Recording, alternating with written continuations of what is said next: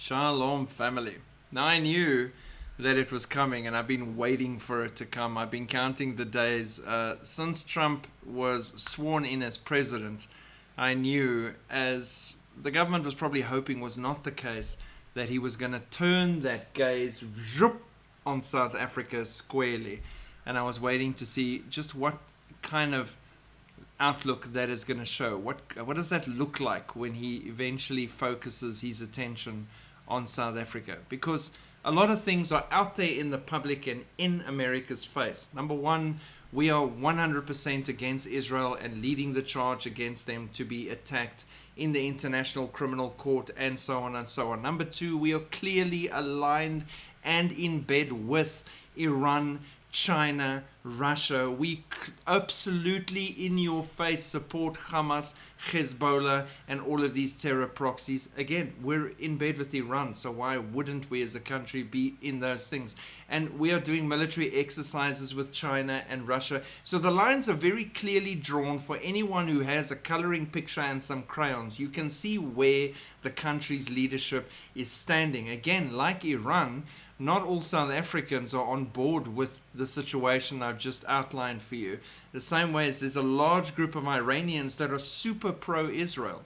It's the same here in South Africa. There is a large group of us believers that are super pro-Israel and against the things our corrupt government is doing. But with all these things in the public view, Trump would have to at some stage focus on South Africa. If making them an example or calling them out on these things or any of these many ways. So we were looking at the AGOA treaties and the trade and all those things that could be things that could happen, but instead this was the first broad shot across the bows. Trump accuses South Africa of confiscating land and then cuts funding.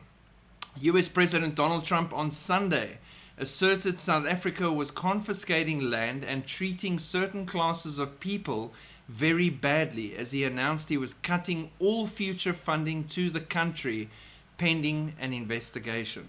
South African President Cyril Ramaphosa last month signed a bill that stipulates the government may in certain circumstances offer nil compensation, zero compensation, for property it decides to expropriate in the public interest.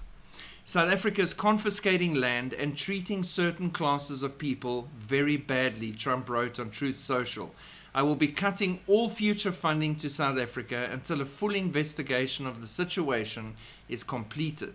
Pretoria argues the bill does not allow the government to expropriate property arbitrarily and must first seek to reach agreement with the owner. However, some groups fear a situation similar to the Zimbabwe government's seizure of white-owned commercial farms, often without compensation, after independence in 1980. Now, in that situation, they confiscated the lands, cut down the fruit trees for firewood, and suddenly the whole farm was useless, and it contributed to the destruction of the country's ability to support the masses and feed themselves. And the country went downhill at a ridiculous pace, while those farmers who could, that weren't killed, left to other countries and took their skills and abilities with them. Later, in a briefing with journalists, Trump said that South Africa's leadership is doing some terrible things, horrible things, without giving examples.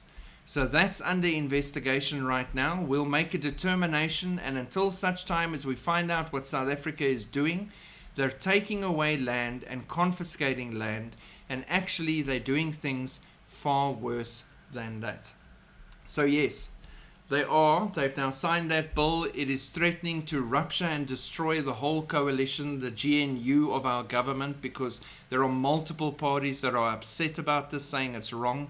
The point of this bill, even though they say they can't just do it and it has to be for public interest, is they can quite easily walk in. Let's say you have a farm worth $50 million.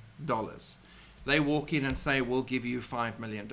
They can do that. They've offered you something. Now, you can't take that because you owe the bank the $50 million plus interest that you've been paying off for most of your life anyway. And you say, no, I'm not going to. And they say, well, fine, we're going to take it at no compensation. Bang, they take the land, they remove you off your property, you're done. Guess what? They don't cancel the bank loan. You still owe the bank, so they're still coming for you, even though the government has taken your land. Now, that's just one example of what has happened to some people in the past. So that's one problem with that situation. And then they can weaponize it. Not just that, the masses that are uneducated are now going, great, the president has given us the go-ahead, and they are already starting to try and expropriate land on their own in various areas. And these small stories are now starting to pop up as that chaos reigns. So now you've got social instability and unrest as well, ready to spill over because the economic situation is so bad in the country. People are desperate. They're looking for any bit of lifeline. And they just need the slightest nudge from corrupt leadership for chaos to unfold. And that's what's happening at the moment. The far worse things than that and bad things, he's probably referring to the last thing that he touched on with South Africa in his previous administration. That is the killing of farmers, predominantly white farmers, and how that is an ongoing thing here in South Africa. And that is truth, and it is happening. So he's probably talking about that, considering that he has at least 3 South African billionaires in his inner circle, Musk being one of them and his partner from PayPal being another.